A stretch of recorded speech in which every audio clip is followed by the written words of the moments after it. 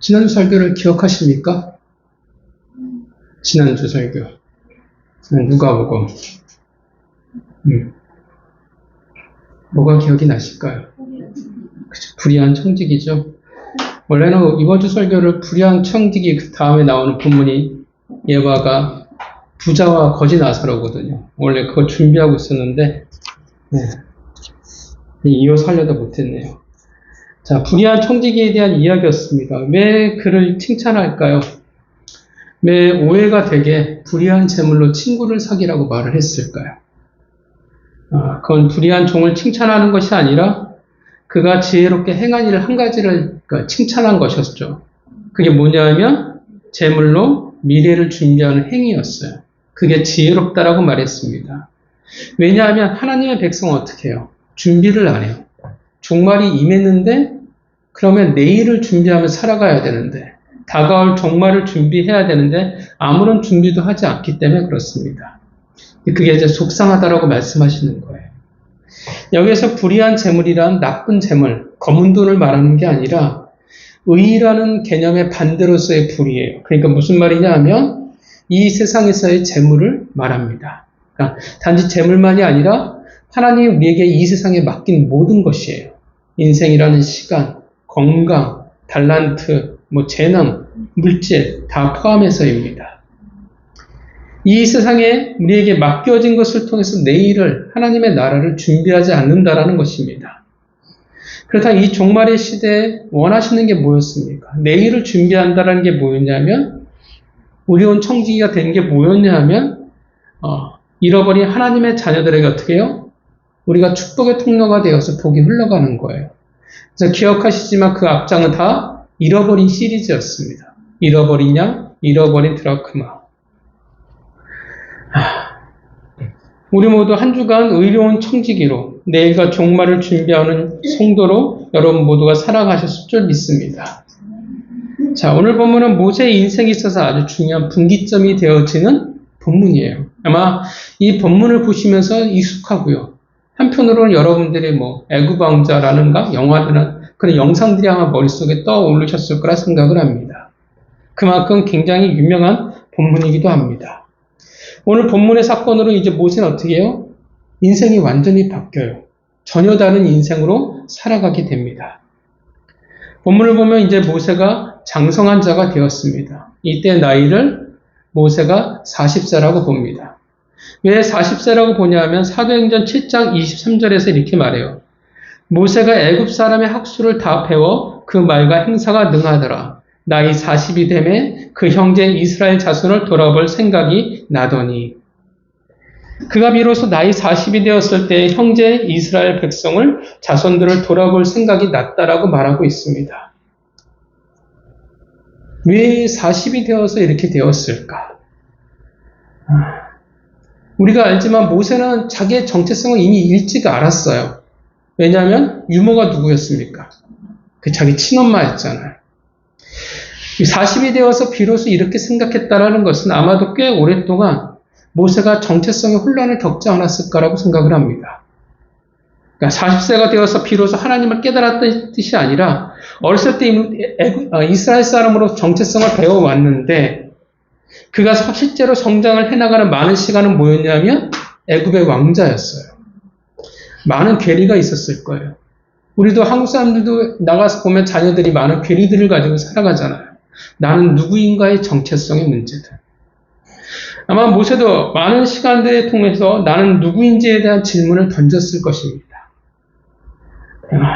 그러다가 40세가 되었을 때 이제 자신의 정체성이 누군지에 대해서 비로소 확립이 되었다라고 얘기할 수 있을 것입니다. 중간중간 그 성장기에서 우리가 모르고 기록되지 않은 많은 하나님의 간섭하심이 있었을 것이고 또 유년기의 그 짧은 시간 동안 어머니로부터 교육을 받은 그 신앙이 그에게 있어서 다시 하나님의 백성으로 그 삶을 살아가게 했다라고 볼 수 있습니다. 어머니가 유모가 되었다라는 것이 그의 씨앗이 되었고 그의 시작점이 되었습니다. 인생의 중요한 방향을 제시했다라는 거예요. 그래서 모태신앙을 우리가 우습게 보진 않아요. 우리가 모태신앙이라고 말하기도 하지만 그 모태신앙이 가지는 신앙의 유산을 우리는 가볍게 보지 않습니다. 또한 어렸을 적 아무 생각 없이 교회를 다닌 것 또한 매우 중요하게 봐요. 어렸을 때 하나님을 믿은 게 얼마나 대단한 게 뭐가 있겠습니까? 라고 할지 모르지만 그걸 무시할 수가 없다라는 거예요. 그 신앙, 하나님에 대한 그 분위기들, 익숙함이라는 것들은 정말 그 나이 때 아니면 가질 수 없는 것들이 있다라는 거예요. 왜냐하면 어떤 삶을 살아왔지 모르겠지만 신앙이 자라는 데 있어서 그 경험들이 매우 중요한 역할들을 하게 됩니다. 사람들은 하나님을 믿으면 꾸준히 잘 자라났으면 좋겠는데 그런 일은 대부분 없거든요. 특히 남자들은 안 돼요. 대부분 하나님을 한번 떠나는 경험들을 갖게 되더라고요. 중요한 게 뭐냐면 그래서 경험이 중요해요. 내가 어렸을 때 믿었던 그 하나님, 만났던 하나님이라는 게 그 익숙함이라는 것을 무시할 수 없다라는 겁니다. 그래서 아이들에게 하나님을 알게 해준다는 것은 매우 복된 일이라고 생각을 합니다. 어떤 목회자는 어렸을 때 하나님을 믿으면 안 된다라고 얘기하는 목회자도 이제 등장하기 시작을 하는데 자기가 철이 들어서 스스로 판단에 의해서 신앙을 가져야 된다고 떠드는 목사들도 생기기도 시작하는데 저는 그냥 미쳤다라고 생각을 해요. 그러면 학교도 커서 다녀야죠. 자기가 학교를 다닐 필요성을 스스로 깨닫고 자율적으로 판단할 수 있을 때 다녀야죠. 저는 그렇게 생각되지는 않습니다. 어렸을 때 하나님을 경험하고 누구는 세뇌라고 말할지는 모르겠지만 그렇게 하나님을 친숙한 게 저는 정말 중요하다라고 생각을 합니다. 바라기는 저희 교회가 기회가 된다면 아이들의 놀이터 혹은 쉼터가 될 수 있었으면 좋겠어요. 저는 제가 옛날에 생각했던 거는 교회에다가 애들 플스나 닌텐도 같은 거 게임기 사다 놓고 라면 같은 거 사다 놓고 애들이 와서 게임하고 만화책 보고 놀다 라면 끓여 먹고 참 교회가 그랬으면 좋겠다라고 생각을 했던 적이 있습니다. 물론 그런 기회가 지금도 주어지면 저는 그렇게 하고 싶고요. 물론 최소한의 감시와 부어가 필요하겠지만 저는 교회가 죽어버린 고대 유적보다는 그렇게 아이들의 시끌벅적함이 살아있는 것이 되었으면 좋겠어요. 바라기는 그래서 대단한 신앙이 아니라 하나님이라는 이름이 있는 곳에 있는 추억들, 그것들이 아이들에게 참 많았으면 좋겠다라고 저는 생각을 합니다. 실제로 제가 사역하다 보면 그게 또 중요하더라고요. 약간 고향의 냄새 같은 느낌들, 추억들. 그게 신앙에 있어서 무시할 것이 안 된다라고 생각을 합니다. 모세도 마찬가지였을 거예요. 이제 자기의 정체성의 혼란을 딛고 자신의 사명을 생각하게 됩니다. 특별한 인생의 시간 혹은 계기 혹은 자신의 현재의 특별한 위치에서 그것을 깨달았는지는 모르지만 분명한 것은 뭘 그가 분명히 알았냐면 하나님이 자신을 통해 이스라엘을 구원할 것이라는 것을 그가 알았습니다. 어느 정도 믿음의 수준에서 그것을 깨달았냐? 그건 몰라요. 근데 적어도 왕자인 내가 아니면 누가 하랴. 그래서 하나님이 나를 왕자로 세웠겠지. 그 정도 수준일 수도 있어요. 중요한 것은 모세에게 있어서 이제 이스라엘이 그의 형제요, 그의 가족이 되었다라는 겁니다. 사실 많은 은혜는 누구에게서 드렸냐면 이스라엘이 아니라 애굽이었어요. 애굽에서 또 더 많은 것을 가질 수 있었지만 그가 생각하기에 더 이상 애굽은 그의 형제가 아니었습니다. 분명해요. 그래서 그의 관심이 이제 누구에게 향하냐 하면 그의 형제 이스라엘을 향해 나아가기 시작합니다. 그 이전과 다른 삶을 살아가기 시작했다라는 거예요. 원어를 보면 11절에 그가 백성을 향해 나아갔다라는 것은 그냥 한 번 나갔다가 아니에요. 자주 나갔다라는 표현입니다. 그리고 성경은 분명히 나간 목적에 대해서 말해요. 형제, 이스라엘을 위해서 그가 나갔다라고 말을 합니다.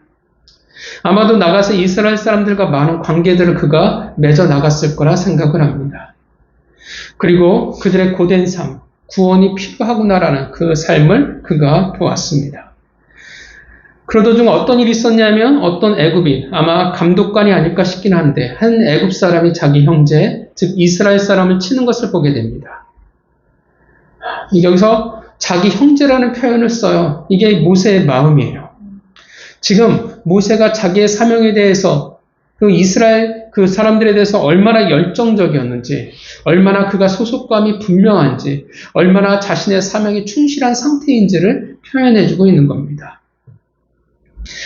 왜 갑자기 그런 생각을 하게 됐는지는 모르지만 살인이라는 것이 결코 쉽지는 않을 텐데 그보다도 더 큰 분노가 그에게 터져 나옵니다. 얼마나 그의 형제들을 사랑하는지 어쩌면 쌓아왔던 분노가 한꺼번에 터졌을 수도 있습니다. 그는 고통받는 그의 형제를 보고 그 애굽인을 죽이고자 작정을 합니다. 그러니까 대단한 자신감이에요. 싸워서 이길 거라는 분명한 자신감이 그에게 있어요. 그리고 그런 자신을 통해 하나님이 일하실 거라는 생각을, 기대를 그가 하고 있는 겁니다. 이제 12절 뭐라고 얘기해요? 좌우를 살펴봅니다. 세심하게 준비하는 거죠. 이 말은 뭐냐면 우발적으로 죽였다는 뜻이 아니에요. 죽이고자 작정하고 어떻게 해요? 철저한 계획적으로 그를 죽였다는 뜻이 되어집니다. 다가가 애굽 사람을 쳐 죽이고 그의 시신은 모래에 감춰버립니다. 그리고 이제 우리가 알고 있는 모세의 운명의 이튿날이 되어집니다. 그가 다시 형제를 보기에 나갑니다. 모세는 어떤 마음으로 이스라엘 백성들에게 나아갔을까요? 어땠을까요? 어떤 마음으로 나갔을까요? 여러분의 모세라면 칭찬, 그쵸? 어떤 기대가 있었을 거예요. 왜냐하면 이게 바로 이스라엘 백성의 구원을 향한 첫걸음이라고 그는 생각을 했을 것입니다. 이스라엘 사람들의 지지를 생각할 수도 있었을 거예요. 벅찬 흥분이 있었을 수도 있습니다. 이스라엘 백성들이 혹시 존경의 눈으로 자신을 해방자로 바라볼 수도 있을 거라 생각했을 수도 있습니다. 그러나 그에게 있어서 그 이튿날은 불행의 시작이었습니다. 잘 아시지만 두 히브리인이 서로 싸우죠. 그것을 보고 그는 잘못을 행한 자, 분명히 잘못한 자에게 다가가 말합니다. 내가 어찌하여 동포를 치느냐. 약간 지금 모세가 어떤 입장이냐면 재판관의 입장이에요. 여러분이 아시지만 이 고대 재판은 누가 감당하는 역할이었냐면 왕이에요. 왕의 역할입니다. 왕이 재판관의 역할을 하는 거예요. 그러니까 모세가 이미 어떤 입장이냐면 이스라엘의 리더로서 백성들을 대하고 있는 거예요. 내가 어찌하여 동포를 치느냐. 아마도 모세가 이렇게 이야기했을 때 이스라엘 백성들이 그의 말을 들을 거라 기대를 했을 것입니다. 그런데 전혀 뜻밖의 말을 듣게 되죠. 어제 그 일을 통해서 하나님이 일하실 줄 알았는데 적어도 타당함을 가지고 잘못된 사람을 지적했는데 예상치 못한 반발을 받게 됩니다. 그리고 이 반발은 사실 이스라엘 백성의 수준이기도 합니다. 장차 광야에서 모세가 만나게 될 이스라엘 백성들의 수준이에요. 상황은 전혀 그가 예상치 못한 곳으로 흘러갑니다. 누가 너를 우리를 다스리는 자와 재판관으로 삼느냐 라고 감히 노예가 왕자에게 대들기 시작을 합니다. 내가 애굽 사람을 죽인 것처럼 나를 죽이느냐. 모세의 마음은 어땠을까? 누구를 위해서 그랬는데. 역시 사람은 어떻게 해요? 믿을 놈이 없구나 라는 것을 알게 됐을 겁니다. 이제 이스라엘 백성이 알았어요. 그의 살인의 행각이 드러나는 것은 시간 문제라는 것을 알았습니다. 그래서 모세가 택한 것은 바로 도망을 가는 것을 선택합니다. 드디어 바로가 이 일을 알았습니다. 그래서 그를 죽이려고 합니다. 여기서 죽이고자 찾는다라는 말을 원어에서 보면 얻으려고 애쓰다의 의미가 담겨져 있습니다. 그러니까 죽이기 위해서 최선을 다했다라는 거죠. 사실 왕자인데 한 번의 살인으로 이렇게까지 상황에 몰고 가는 것은 사실 말이 되지 않아요. 그래서 여러 가지 추측을 하죠. 일단 출신의 문제를 얘기하기도 합니다. 왜냐하면 분명 모세는 정통 애굽 사람이 아니기 때문에 왕가의 혈통이 아니기 때문에 그렇습니다. 또한 왕자들의 권력 투쟁이라고 봅니다. 아마도 이제 생각하는 것은 바로가 죽고 그 다음에 후계자가 누가 될 거냐라고 뽑을 때 모세가 될 거라고 뽑습니다. 왜냐하면 그 모세의 어머니가 애굽의 역사에서 정말 강력한 권력을 가진 어머니였기 때문에 그렇습니다. 그리고 모세는 사랑을 받는 아들이었고 어머니에게 사랑받는 이방인의 아이라면 질투의 대상이자 정적이었을 것입니다. 반드시 자신을 위해 제거해야 할 정적이 모세였습니다. 그래서 틈이 나니까 그를 죽이려고 했었습니다. 어쨌든 이스라엘을 위해 모든 것을 건 모세의 그 사랑의 대가는 혹독했습니다. 이제는 어떻게 됐어요? 상황이 죽을 위기가 되었고 그는 미디안 광야로 도망을 가야만 했습니다. 미디안은 여러분 잘 아시지만 아브라함의 후손입니다. 여러분 기억하시지만 아브라함과 그의 세 번째 아내 그두라 사이에서 태어난 네 번째 아들이 미디안이에요. 그래서 여러분 기억하시죠? 아브라함이 마지막 이삭을 위해서 어떻게 해요? 그의 형제들을 다 동방으로 멀리 떠나보냅니다. 그 후손이에요. 자, 본문은 무엇을 우리에게 이야기하고자 하는 걸까요? 이제 모세는 애굽이 아닌 광야에서 인생을 살아가야만 했습니다. 본문은 이제 왜 그가 애굽이 아닌 광야로 가야만 했는지, 누구도 원치 않는 삶을 그가 시작해야 하는지를 보여주고 있는 것입니다. 사실 우리가 잘 알지만 모세만큼 이스라엘의 지도자로 적합한 인물을 찾을 수가 없어요. 애굽의 모든 학식을 갖춘 자라고 이야기하고 있고 리더로서의 충분한 경험을 가지고 있는 자였습니다. 그의 형제 이스라엘을 향한 열정도 가지고 있었어요. 그리고 하나님이 그 구원을 위해 자신을 선택했다라는 것도 알고 있습니다. 그럼 됐잖아요. 사명도 있고요. 열정도 있고 그 사명에 걸맞는 헌신도 있었어요. 그런데 왜 하나님은 그를 광야로 보내버리냐라는 것입니다. 왜 광야 학교에 입학시켜버렸을까요? 11절부터 12절을 보면 굉장히 자세히 모세의 모습을 지금 굉장히 자세히 디테일하게 설명해 주고 있어요. 철저히 1인칭 시점에서 이야기해 주고 있습니다. 그러니까 11절에서 12절을 보면 주인공이 모세예요. 자, 아까 찾아보셨죠? 어떤 모세의 모습이 계속 반복되어지고 있을까요? 어떤 모습이, 어떤 행동이 계속 반복되고 있을까요?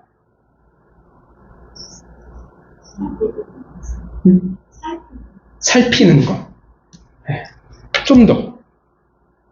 계속 반복되는 말들이 있어요. 행동이. 그렇지. 자, 11절 읽어볼까요? 시작. 모세가 장성한 후에 한번은 자기 형제들에게 나가서 그들이 그에게 요동하는 것을 보더니, 자, 그 다음 계속 읽어주세요. 어떤 애굽 사람이 한 히브리 사람 곧 자기 형제를 죽이는 것을 본지라. 12절. 좌우를 살펴 사람이 없음을 보고 그 애굽 사람을 쳐죽여 모래 속에 던진다. 11절과 12절에 모세의 반복되는 행동이 뭐냐면 본다예요. 11절에는 뭘 보고 있냐면 자신의 눈으로 형제의 아픔을 지금 바라보고 있습니다. 11절에서 무엇을 바라보고 있냐면 애굽 사람이 형제의 히브리인을 치고 있는 것을 보고 있습니다. 12절에 무엇을 보고 있냐면 그의 눈으로 이제 그 좌우를 살펴보고 있습니다. 이 11절과 12절은 모세의 인생의 분기점이에요. 어떻게 보면 그의 인생을 판단할 수 있는 중요한 인생의 한 시기라는 겁니다. 우리도 다 인생을 뒤돌아보면 어떻게 해요? 걸어온 길에 인생을 가름하는 중요한 한순간들이 우리 모두에게 있었습니다. 지금 그 순간이 바로 지금 모세에게 있어서는 지금이에요. 그런데 가장 중요한 순간에 지금 모세가 뭘 하고 있냐면 그 중요한 순간에 보고 있다라는 거예요. 뭘 보고 있습니까? 모세가 지금 뭘 보고 있을까요? 뭘 보고 있어요? 사람이에요. 그 중요한 순간에 지금 모세가 뭘 보고 있냐면 사람을 보고 있습니다. 이스라엘 사람들. 이스라엘 사람들을 위해서. 엄청 중요한 순간입니다. 이스라엘의 구원을 위해 부르심을 받았고 그 구원을 향해 가고 있는데 그래서 이스라엘 사람들을 당연히 보는 것이 맞는 것 같은데 목적은 좋은데 틀린 것 같지 않은데 그런데 성경이 왜 이렇게 자세하게 보여주고 있을까요?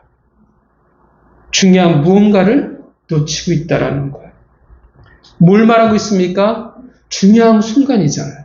인생의 그 갈림길인데 그 중요한 순간에 뭘 하고 있냐면 모세는 사람을 보는 거예요. 원래 뭘 봐야 되겠습니까? 하나님을 봐야 되는데 그의 구원의 대상인 그의 형제 이스라엘만을 지금 바라보고 있다라는 거예요. 그 구원을 위해 좌우를 살피고 있을 뿐이라는 것입니다. 가장 중요한 순간, 그리고 하나님이 그에게 명령하신 그 사명. 그런데 모세는 신기하게 하나님은 보진 않아요. 이스라엘에 대한 애정, 자신의 모든 것을 내건 이스라엘 백성에 대한 헌신, 아름다워요. 대단한 헌신이에요. 누가 보더라도 대단한 열정을 가지고 달려가는 사람으로 보여요. 목적도 방향도 틀린 것 같지 않아요. 그런데 중요한 것은 뭐냐면 하나님을 보지 않는다라는 거예요. 그의 행동, 그가 하고자 하는 이스라엘의 구원, 그 어떠한 순간에도 그에게 하나님은 존재하고 있지 않다라는 거예요. 단 한 번도 하나님이 등장하지 않는다라는 것입니다. 마땅히 바라봐야 할 하나님이 모세에게는 지금 없다라는 거예요. 그 말은 어떤 의미가 되겠습니까? 왜 성경이 이렇게 보여주고 있겠어요? 그 말은 철저히 내가 중심이 되어서, 내가 근거가 되어서 움직일 뿐이라는 거예요. 내가 가진 실력과 내가 가진 자신감, 그것이 근거가 되어서 하나님의 구원의 역사를 지금 이루려고 하고 있다는 것입니다. 하나님의 일을 한다고 하는데 신기하게도 하나님을 보지 않는다는 것입니다. 왜 그럴까요? 왜 모세가 그랬을까요? 구원의 사명은 분명 그도 하나님이 주신 것이라고 분명 알고 생각했을 텐데 왜 하나님을 보지 않을까요? 단순하게 말한다면 하나님이 보이지 않으니까. 오늘 성경을 보면 2장을 보면 하나님이 등장을 하지 않습니다. 분위기가 1장과 되게 바뀌어요. 1장에서는 하나님이 등장하는 2장에 하나님이 등장하지 않아요. 하나님의 일하심이 보이지 않는다라는 거예요. 모세의 출생부터 모세의 성장 그리고 인생의 분기점에 이르기까지 그가 미디안으로 도망을 하는 데까지 도무지 하나님이 보이지 않습니다. 하나님의 일하심이 보이지 않아요. 그러다 언제 하나님이 등장하냐 하면 23절 이후에 하나님이 등장합니다. 보여야죠. 상황이 좀 그럴듯해야죠. 내가 원하는 대로 아니라면 적어도 납득할 만큼 하나님의 움직임이 있어야 되는데 없다는 거예요. 사명으로 부르셨는데 주셨으면 그에 합당한 모습과 상황을 주셔야 되는데 전혀 없는 것 같아요. 하나님은 계시는데 어떻게 해요? 우리 신앙의 답답함이잖아요. 보이지 않는 것 같아요. 그 어떤 것을 통해서라도 모르겠다라는 것입니다. 내가 하나님의 백성인 것도 알고 구원자로서 선택되어진 것도 알아요. 또한 그에 어울리는 실력과 열정을 가지고 있어요. 문제는 나는 그런데 하나님은 아닌 것처럼 느껴지는 거예요. 나와 동떨어져 버린 하나님, 그 일하심이 보이지 않는 하나님, 이해가 가지 않습니다. 내 타당함과 합당함에 어울리지 않아요. 이걸 다른 말로 하면 하나님을 믿을 수가 없다라는 거예요. 하나님을 믿을 수가 없어요. 그러니 어떻게 되겠어요? 하나님을 볼 수가 없다라는 겁니다. 하나님은 계시기는 하는데 존재하는 것은 아는데 믿을 수가 없다라는 거예요. 왜냐하면 하나님은 내가 원하는 방법과 내가 원하는 타당함과 합당함, 내가 납득할 방법으로 하나님은 움직이는 게 아니기 때문에 그렇습니다. 믿는다고 하지만 실제 삶에 있어서 믿을 수 없습니다. 왜냐하면 보이지 않으니까. 내가 원하는 대로 가지 않으니까. 어떤 일하심도 내가 이해할 수가 없으니까. 믿어야 되는데 믿기에는 내가 이해가 가지고 납득이 안 되니까. 단지 신으로 그냥 하늘에 존재하는 하나님이지 내 삶과 상관이 없기에 그 눈에 보여지는 것, 보고자 하는 것은 자신의 열정과 자신이 보고자 하는 것을 보게 될 뿐이라는 것입니다. 만약에 하나님의 움직임이 있고 내가 바라는 대로 내 상식대로 하나님이 움직이셨다면 모세는 이렇게 행동하지 않았을 것입니다. 모세는 없는 거예요. 무엇이 없냐면 믿음이라는 것이 없습니다. 저급한 믿음이 있었을지는 모르겠지만 하나님을 바라볼 수 있는 믿음의 눈, 하나님의 경험이 그에게는 없다라는 것입니다. 그래서 어떻게 해요? 그의 선택은 열정이 가는 곳으로 그냥 흘러갔을 뿐이에요. 이스라엘의 고통, 이스라엘의 아픔을 봤어요. 그리고 결국에 그 고통을 해결하기 위해 구원을 위해 그는 하나님으로서가 아니라 살인으로 구원의 시작을 삼았습니다. 믿음의 눈으로 봐야 되는데 그 중요한 순간에 사람이 아니라 하나님을 봐야 하는데 안타깝게도 그에게는 믿음의 눈이 없었습니다. 그래서 살아계신 하나님을 그는 볼 수가 없었어요. 일장에 보잘것없어 보이는 두 산파와 달랐습니다. 상황은 여전히 똑같았어요. 도무지 일하시는 하나님을 말하는 것 같지 않았지만 그들은 믿음을 가지고 있었기에 하나님을 봤습니다. 그래서 뭐라고 표현하냐면 그들은 하나님을 두려워했다라고 표현을 합니다. 모세의 부모의 상황도 마찬가지였어요. 하나님을 볼 수 없는 상황이었죠. 3개월을 기대했지만 여전히 다를 바 없는 상황이었습니다. 그러나 그들은 적으나마 믿음이 있었기에 하나님의 약속을 보존하려고 했습니다.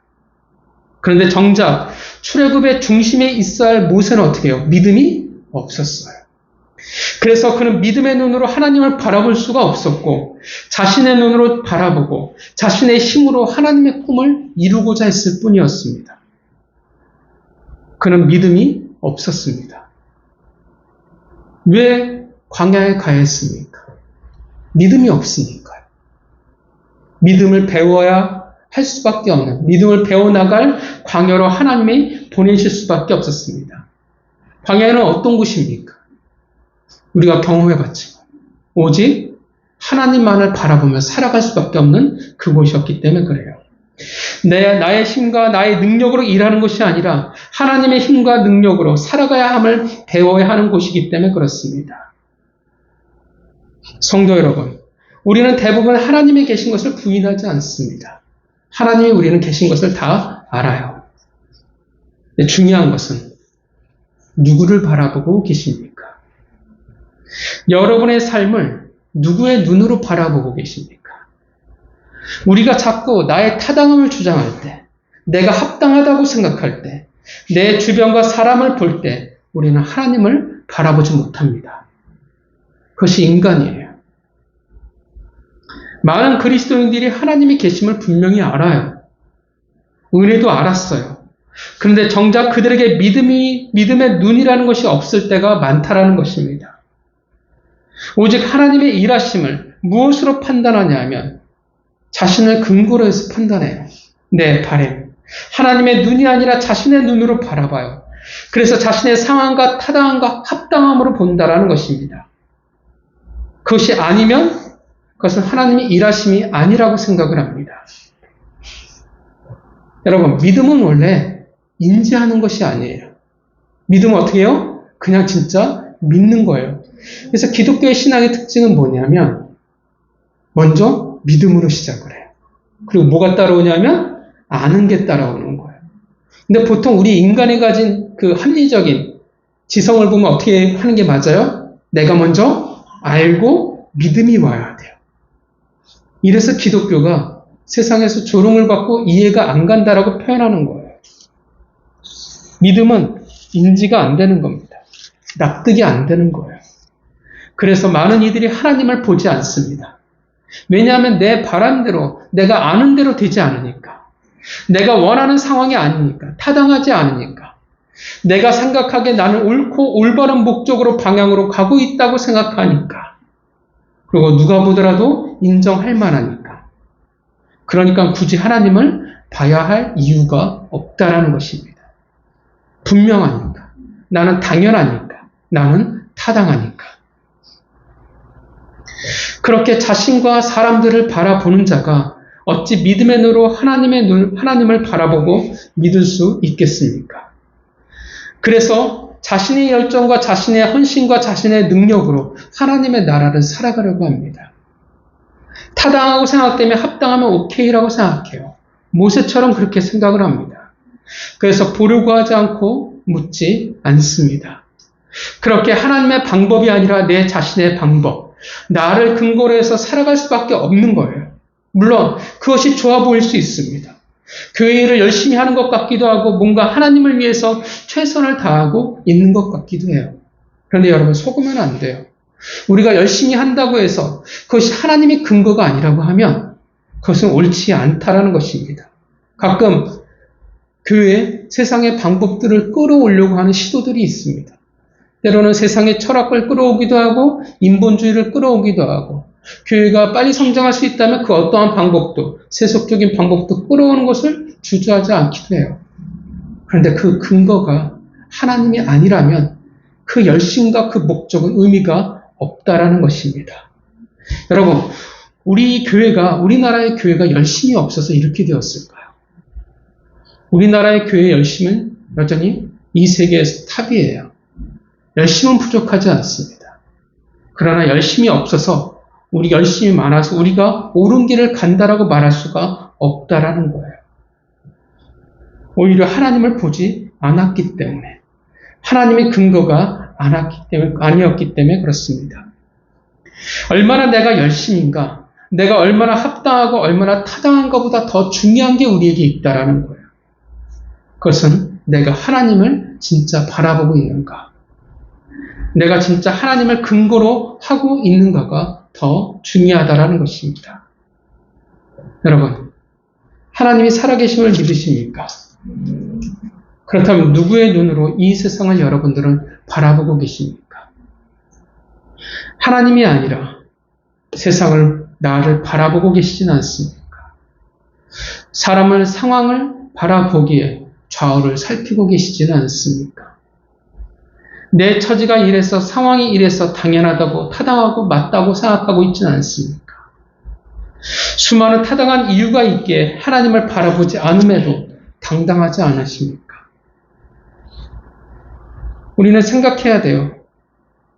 누구를 우리가 바라보고 있는가? 우리의 판단의 근거는 누구인가? 참 쉽지 않은 것은 우리의 상황, 우리의 처지는 참 우리로 하여금 하나님을 바라보며 살아가기 어렵게 만든다라는 거예요.